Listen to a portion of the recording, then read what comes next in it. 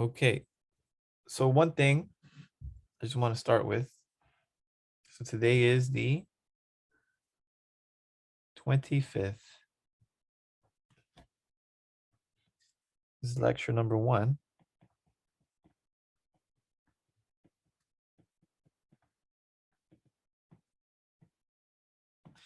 And we're going to start with this class in probability and statistics.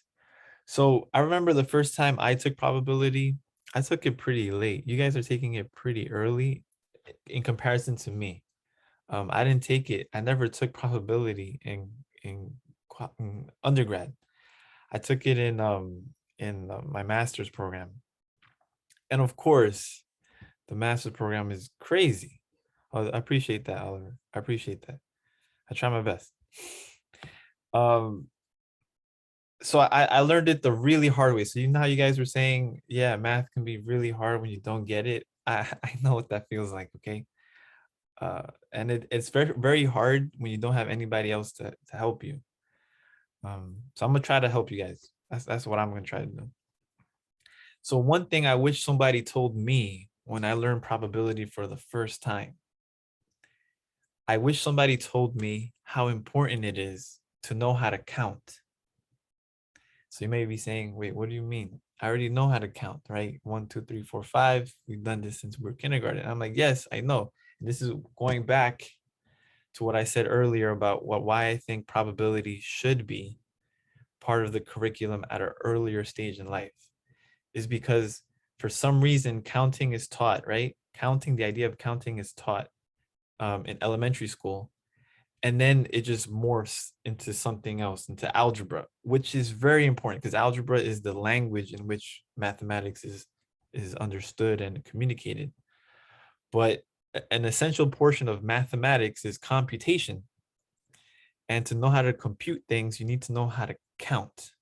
Everything in computer science is some type of counter, right? With the counting, there's counting, things that add up 1, 2, 3, 4, 5. So counting is essential. And then you may be saying, oh, but how complicated can counting get? It can get really complicated. And if you really want to study counting, what you study is what's called combinatorics. And I'm pretty sure you've heard of this word before. Combinatorics is the study, simply put, and it gets very much more complicated. Combinatorics is the study of counting. You can say it that way. So there's a technique, there's a whole subject on how to count. And let me just say, if you know how to count, then probability becomes very, almost, I would say, intuitive. It becomes like, oh, this is how you find the probability of a certain event occurring. But if you don't know how to count, then probability becomes like a mess. It becomes a mess. So learning how to count is important. So that's what we're going to start with first, learning how to count. And what exactly do I mean by that? And I'll give you a simple example to see what I mean. So the first thing I want to talk about is called the basic principle of counting. So, or I like using the word fundamental. The fundamental principle, whoops, of counting. Sounds very, very fancy, but it's fundamental. It's simple. So I'm gonna give you like the basic version, and I'm gonna give you the more generalized version. So this is the basic version, okay? So if let's see how they say. So if 2 experiments are performed,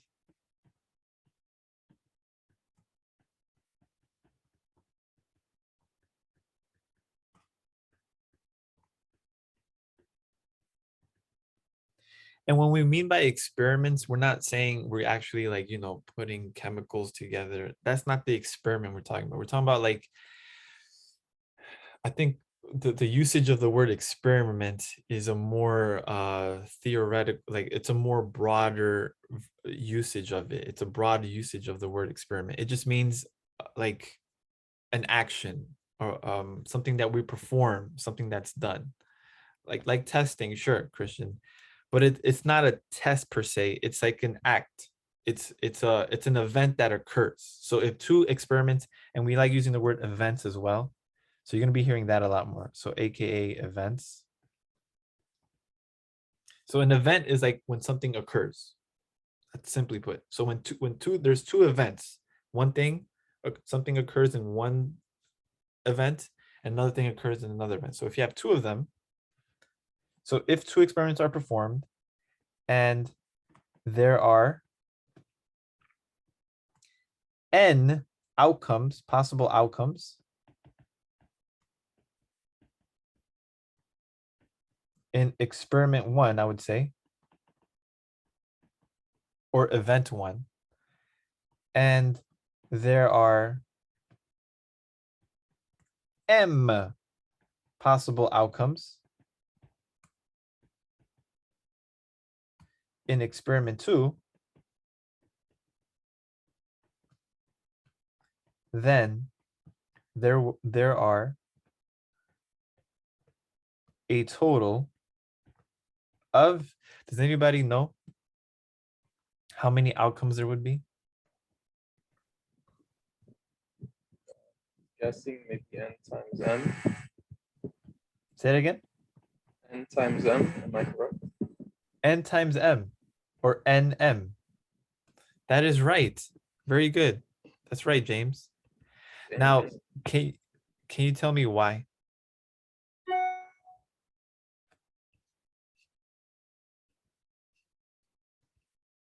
That's right. Very good. Does anybody know why though?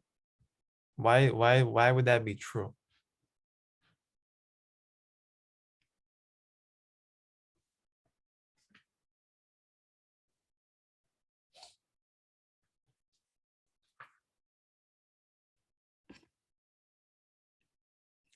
I Anybody? can try like if n is like the first event and then m we have a possible, like for the second experiment we got m possible ways to get it. It's like, wait, I don't know how to say it, but it's like if it's a, then for the second one like a1, and then it's going to be b1 b2 b3 b4, and the first experiment can be like maybe a2, and it can be like n like b1 b2 b3, and then if we multiply that we can get like the number of combinations. Mm-hmm. So yeah, I think I follow your train of thought. Chaitanya, do you have something? Professor, I have a question. Like, why doesn't it go like n plus m? Why does it go n times m? That's exactly my question. That's so see, look, this is fundamental principle of counting. Understand? So when things get kind of like, wait, what's going on? Try to reason it out. Why would it be multiplication instead of addition, right? Because it also feels natural to be like, oh, there's n possible outcomes. There's n possible outcomes here. So the total number of outcomes that can occur is n plus m because we're adding both of the outcomes together. But that's not quite right. And I'll try to explain why that's not right with another with an example, with the concrete example. Okay, so I'm gonna give you a little example. So suppose, right? So, and this is a very typical example. De Morgan, you'll see that a little bit like not right now. Right now is counting, just counting, guys. So don't worry about De Morgan's laws. It's just counting. So this is a very classic example of to explain this idea of fundamental counting principle. So suppose you have an outfit, right? You want to wear an outfit. So um, suppose you have 3 shirts, and let's make it 5 pants, okay, to choose from for an outfit. Of course, you can wear socks and go crazy with everything else, shoes, accessories. But let's just talk about shirts and pants, okay? We want to wear a shirt and we have 5 pants to use. How many, the question would be, how many different outfits can I create?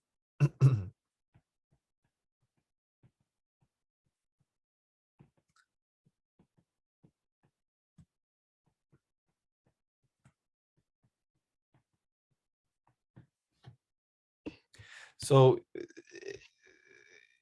oh, power set. Oh, wait a minute. Now that, wait a sec, we're not there yet. The power set is coming, but we're not. Okay. Yeah.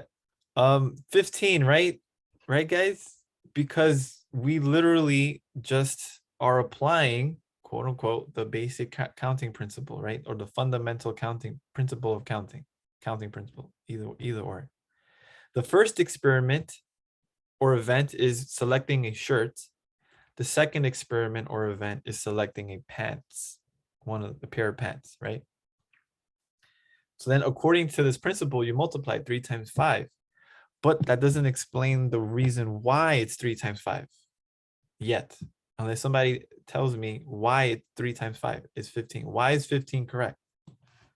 And it can't be 3 plus 5. Why is it 3 plus 5 makes sense?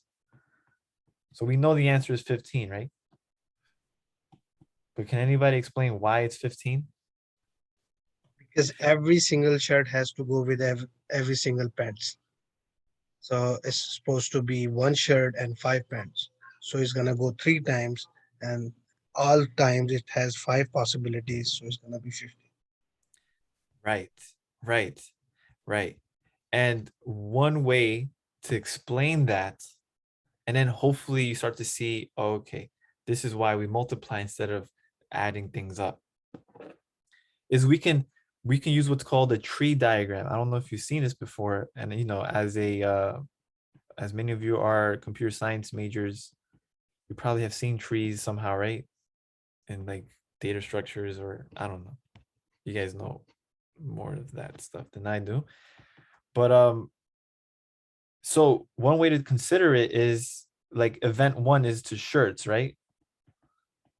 So what we use is a tree diagram.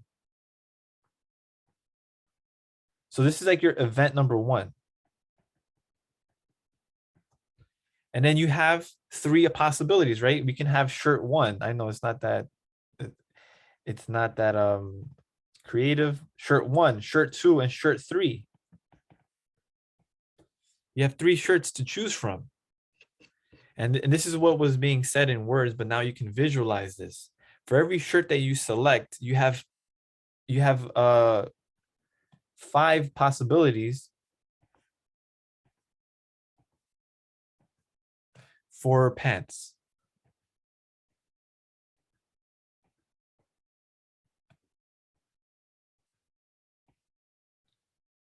So we have, I could have just done something else. So we have pant 1, right? Pant 1, pant 2, pant 3, pant 4, pant 5, and so on and so forth. So instead of saying, oh, this is one, right? Instead of saying, oh, this is one possibility, oh, this is another possibility, oh, this is another possibility, we don't want to know exactly what the possibilities are. We just want to count them. So obviously for every branch here, we have 5 possibilities for every branch of shirt that I choose. So 3 times 5 makes obvious sense. Do you guys understand? Does that make sense? Yep. Okay. And so then once we have that, right, wouldn't it make sense to extend this? We don't only have 2 experiments or events occurring. We can have more than 2. We can have as many as possible, right? So now we can generalize this idea. So this is the more generalized version of it.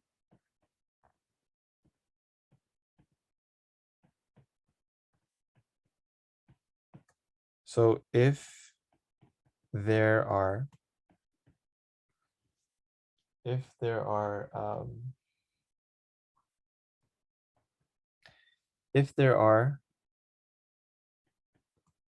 are experiments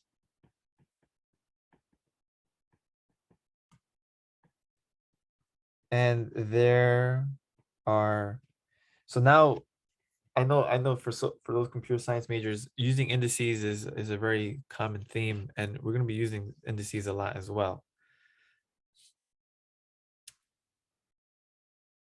Alexandra asked a question. This is why multiplication is associative and commutative, because you're essentially just adding copies. Hmm. I was just, I mean, you can ignore it. I was just thinking like you're multiplying 3 times 5 is just adding 5 3 times, right? So you're kind of like taking blocks and you're just repeatedly adding up Right. And I groups. see that's why the tree diagram is so good, because it's a visualization of it. And so that's why you can say, oh, you're just adding 5 3 times, or you're adding 3 5 times. Like you can visualize that because it's a tree diagram. Of course, you're not going to be using the tree diagram when things get more complicated. And then that's why you start to appreciate the different counting techniques that you'll see shortly. Well, not today, but in the next few lectures. Because if you want to draw every possible situation, it becomes crazy. But we just want to be able to count everything, and so that's our main task. But yeah, that's a good point with multiplication. And I was saying that we're going to be using indices a lot to represent a general formula. So if there's R experiments or events, and there are n sub 1 outcomes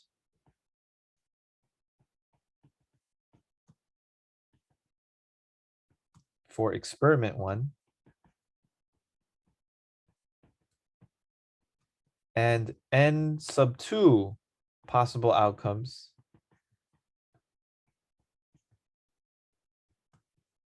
for experiment 2, and so on. So there's a lot of this stuff, right? Do you guys see what's happening? Like if the first experiment, there's n sub 1. What is that number? We don't know. It's just a number.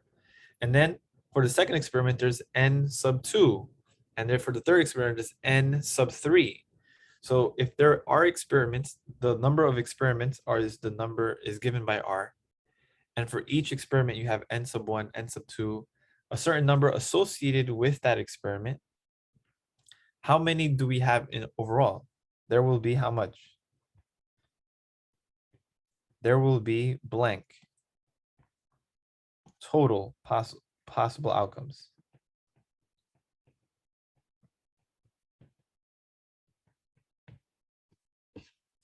So what would we fill in? N sub R. The thing is, n sub R is the number of outcomes for the rth experiment, the last experiment. But I want to figure out how many there are for all together. So Fernando Morales, you are correct. Factorials, oh, that's coming up. That's you see, that's how this starts to grow. This principle, this principle of fundamental principle of counting that grows to factorials, which grows to permutations, which grows to combinations, which keeps on, like that's how combinatorics is developed. But yes, Chaitanya, yes, you're right. So it's n sub 1 times n sub 2 times n sub 3 ... all the way to n sub R. We're literally just applying the basic fundamental counting principle with 2 experiments, and we're applying that to a general number of experiments with a general number of outcomes. Does that make sense? So we can extend this idea of principle of counting to a number of experiments that occur. Okay. Okay, so I guess we can end with one example that I like.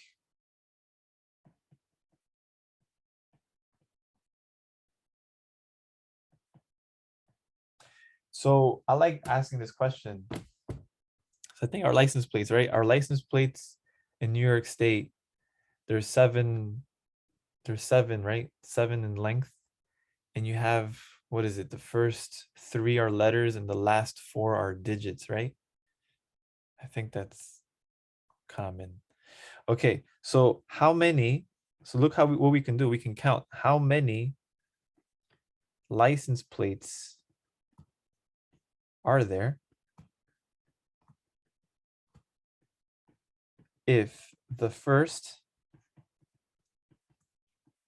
3 the first 3 places are letters and the last 4 places are digits. And when I say digits, I mean 0, 1, 2, all the way to 9, right? There's 10 digits. So then what is that? How do we approach that? So 3 times 4, so be careful. Don't see, this is when you start losing. You just see numbers and just multiply them. No, no, no, no, no, no, no, no, no. Take each of these slots as, yeah, there we go, Christian. There we go, Daisy. That's what I'm talking about. So the first 3, right? The first 3 spaces are what? Letters. And the last 4 are what? Digits. But how many digits are there? 0, 1, 2, all the way to 9, right? These are the digits. We have 10 digits overall. How many letters do we have? A, B, all the way to Z. That's how many. We have 26 letters in the English alphabet, right? And we assume repetition is allowed. Yes, Fernando. Okay, now we're getting sophisticated with the repetition stuff, and we'll get to that as well. So yes, repetition is allowed for this particular very simple example. So for the first choice, right? How many, this is the first experiment or the first event is choosing the first letter. How many letters can we choose from? Well, there's 26 of them, right? There's 26 letters to choose from. Then we multiply with the second experiment. The second experiment is the second letter, which is how many letters can we choose from? How many do we have? We have 26 again. And then do you guys see the reasoning behind this? And then the next 4 spaces are for digits. How many digits do we have to choose for the first digit that we have in place? We have 10. And then the same thing goes for the next digit, 10 choices, 10 choices, and 10 choices.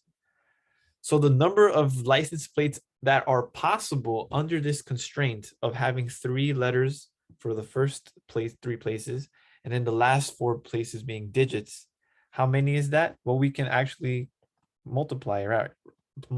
So it's 26 cubed times 10 to the 4th. And that should be a 175,760,000. That's how many license plates can be created without a doubt.